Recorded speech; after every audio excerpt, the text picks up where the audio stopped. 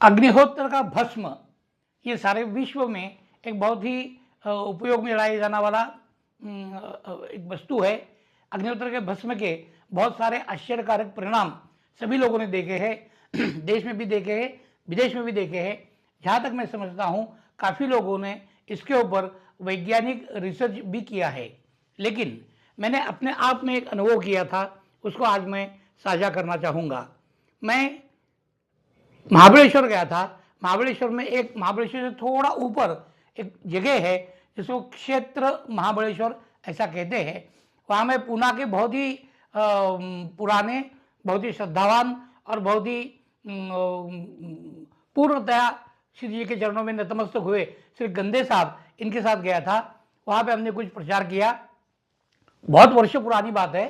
तो वहाँ पे एक पानी का कुंड बना हुआ है, एक गोमुख है, गाय का मुख बना हुआ है जिसमें से पानी गिरता रहता है, और नीचे एक बहुत बड़ा पानी का कुंड बना हुआ है, और वहाँ पे श्रद्धालु लोग आते रहते हैं, स्नान भी करते हैं। वहाँ पे हमने व्याहृति होम करने के लिए पात्र प्रज्वलित किया, और हमने ये देखा कि धुआं ज़्यादा हो। ये इसलिए देखा ताकि धुआं देखिए कुछ लोग अपने आप जमा हो जाएंगे कि ये लोग कर क्या रहे हैं, ताकि हम उनको अग्निहोत्र बता सके। हम वहाँ पे काफ़ी लोग जमा हो गए।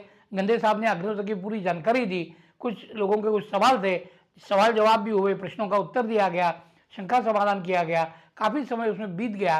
और बाद में हम जब वहाँ से निकल रहे थे उस समय पे जो पात्र में भस्म था वो पूर्णतः ठंडा हो चुका था। उस भस्म को श्री गंदे साहब ने उस पानी के कुंड में विसर्जित कर दिया, और विसर्जित करते समय उन्होंने ये कहा कि इस कुंड से 5 नदियाँ निकलती है। आज हमने व्याहृति होम का भस्म इसमें विसर्जित किया है तो 5 नदियाँ शुद्ध हो गई। मैंने अपने मन में सोचा, मैंने गंदे साहब से तो कुछ कहा नहीं, एक तो वो मेरे से काफ़ी सीनियर भी है और उनसे कुछ कहना मैंने ठीक नहीं समझा, लेकिन मैंने अपने मन में ये सोचा कि हम कुछ ज़्यादा ही क्लेम कर रहे हैं।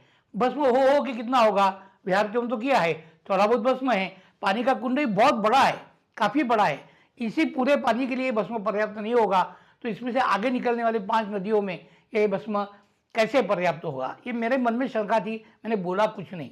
आगे चल के इसका जो वृत्तांत मैंने तैयार किया था, उस वृत्तांत को श्री चरणों में सादर करते समय इस प्रसंग का भी मैंने उल्लेख किया था। उस समय में पूरे महीने का मासिक वृत्तांत श्री चरणों में सादर करने की एक प्रथा थी, एक पद्धति थी। तो जो उस महीने का पूरा वृत्तांत था उसमें ये भी वृत्तांत था, और मैंने ये भी लिखा था कि गंदे साहब ने कहा कि 5 नदियाँ शुद्ध हो गई। मेरा पूरा वृत्तांत सुनने के बाद महाराज जी ने सिर्फ इसी मुद्दे के ऊपर अपनी उंगली रखी।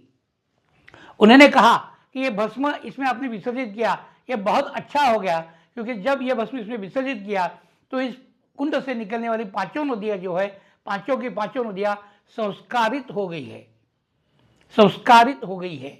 आगे चल के कहते हैं इस नदी से आगे बहने वाला पानी, जो कोई भी इस पानी को ग्रहण करेगा, हमारा प्रचारक जब जाकर उसको अग्निहोत्र बोलेगा तो अंदर से उसको आवाज आएगी कि हाँ मैंने इसको करना चाहिए।